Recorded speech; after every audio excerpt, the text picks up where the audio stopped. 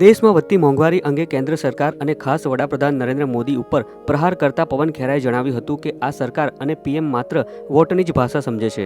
રાજસ્થાનની સ્થાનિક ચૂંટણીઓ હાર્યા બાદ પેટ્રોલ ડીઝલના ભાવ ઘટાડ્યા હતા। હવે 5 રાજ્યોમાં ચૂંટણીઓ આવી રહી છે ત્યારે જીએસટીનો ભાવ વધારો સ્થગિત રાખ્યો છે।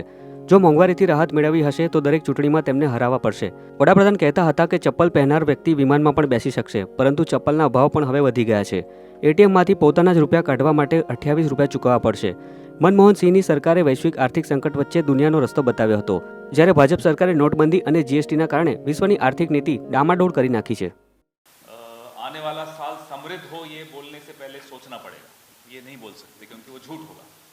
मैं आपको मुबारक दे दूं, शुभकामनाएं दे दूं, वो सब हम लोग कर सकते हैं, लेकिन ये नहीं कह सकते कि आने वाला साल हम सब के लिए समृद्धि लाए। उसका कारण ये है, कारण भी बताऊं उससे पहले एक छोटी सी मज़ेदार सी बात बताता हूं। दिल्ली में हमारी बैठक हुई कि 1 तारीख को महंगाई के विरोध में पूरे देश में प्रेस वार्ता करनी चाहिए।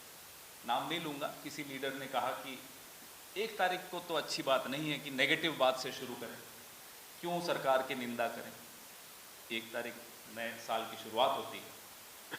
किसी और नेता ने कहा कि जब सरकार को 1 तारीख से कीमतें बढ़ाने में शर्म नहीं आ रही तो आपको उनकी निंदा करने में क्यों शर्म आ रही है। वो बात सबको समझ में आ गई। जिस लीडर ने आपत्ति उठाई उसको भी समझ में आ गई कि भाई जब वो नहीं शर्मा रहे तो हम क्यों शर्माएं।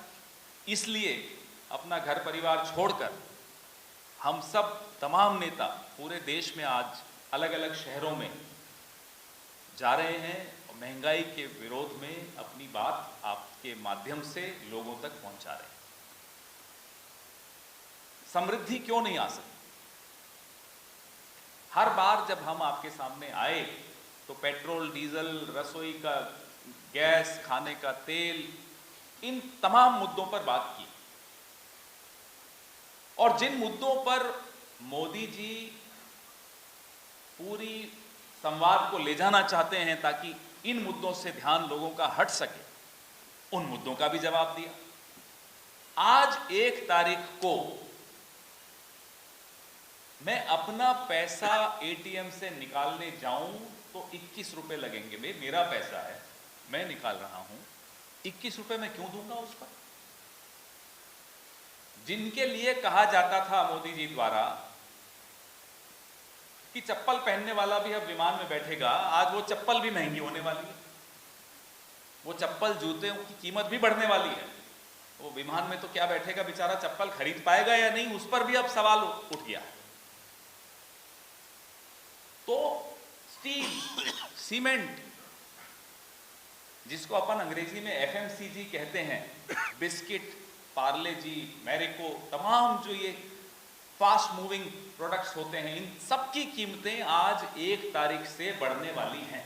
अब बताओ मैं कैसे कह दूं आपको कि ये नया साल आपको समृद्ध हो ही नहीं सकती।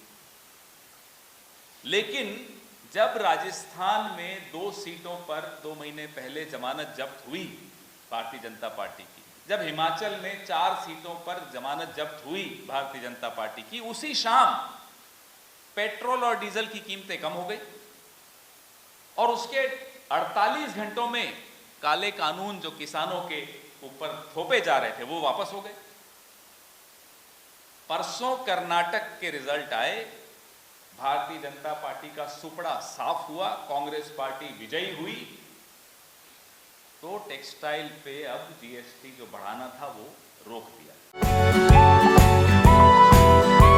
અને ગુજરાતની YouTube ચેનલને સબસ્ક્રાઇબ કરી ક્લિક કરો બેલ આઇકન અને મેળવો વિશ્વભરના ન્યૂઝ અપડેટ।